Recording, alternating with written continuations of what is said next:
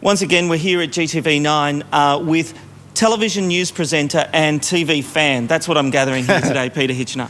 Yes, thank you, Rob. I must say I really like this place. It's a lot of memories here, and it's very interesting. And if you walk through the props bay, which we are at the moment, you get to see something about television that we all know. It's about the image of things, not necessarily the substance of it. And that's where props come in.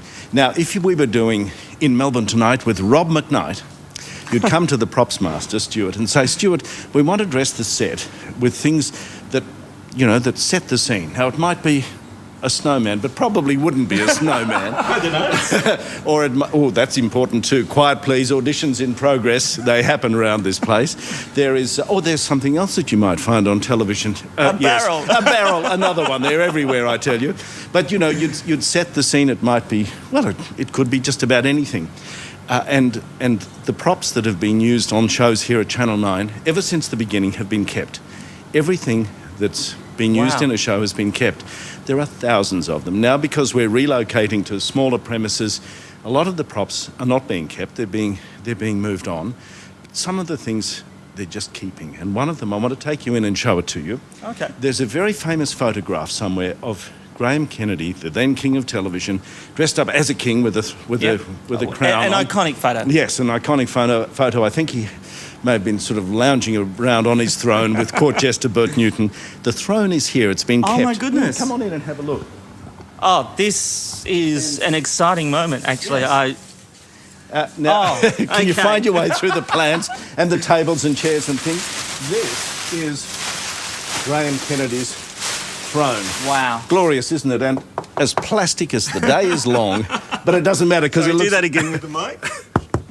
Plastic as the day is long, but that doesn't matter because it just says television of For the early history days. of it, Peter. Yeah. The history is just amazing. And Terrific. as we walk these corridors, that's I better cover it up well again. done. Well done. As we walk these corridors, and I suddenly feel like I'm going through a jungle.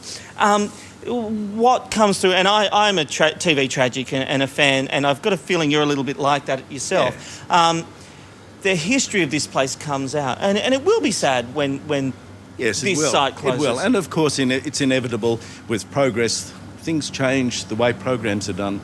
That's changed over the years, and you don't have that kind of system anymore. But it's fun remembering it, and I think it's terrific having these behind-the-scenes glimpses for people to have a look at and just get a sense of what it used to be like in the old days. We're walking through now some of the other props that have made their way into our consciousness.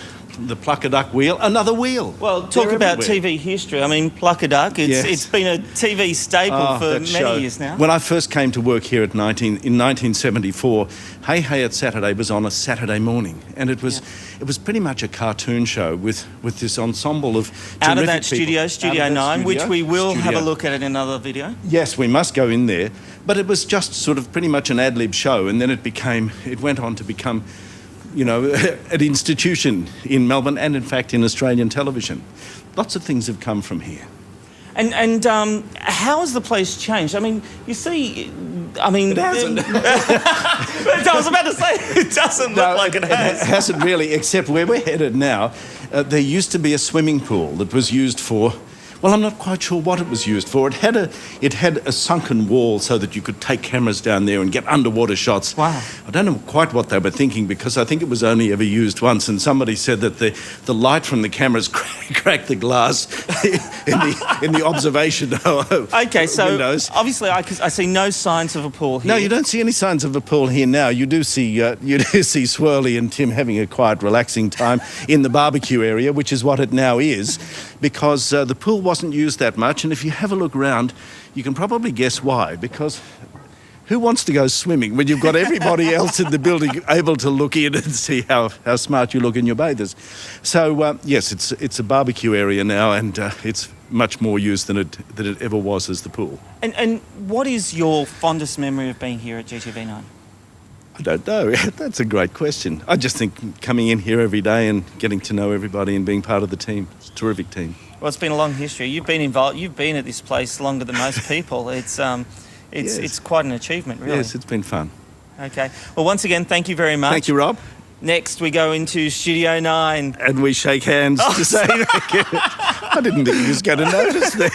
I didn't notice. I'm in my own world. I'm doing my piece to camera. Oh, yes. Don't let anything get in the way of a nice close-up. That's all I can say. Studio 9's next. Remember to go to facebook.com/9news. Fun, insightful interviews from a washed-up producer with nothing to lose. Night tonight, but night tonight, but night tonight.